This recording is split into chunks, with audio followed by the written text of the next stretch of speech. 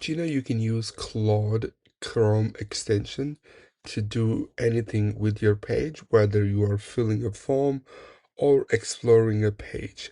In this case, I would like to show you how it performs when it comes to creating a post on your social media platform. So I have an application which I want to promote and I want to make a post about it, but I don't have a correct wording or I don't want to spend my time figuring out what to write about.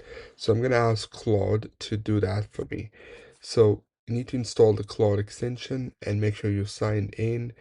And I will be writing here, create a post on my Facebook account related to my app on App Store.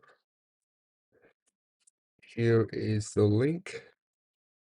I'm going to give it a link and I need to paste some information related to the app so you can just figure out what to write.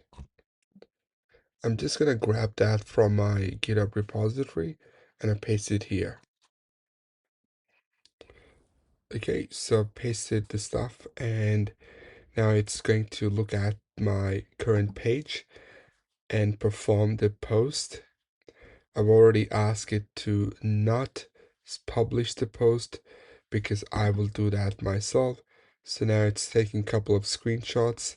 Once it takes a screenshot, it knows where to start writing the post about the application.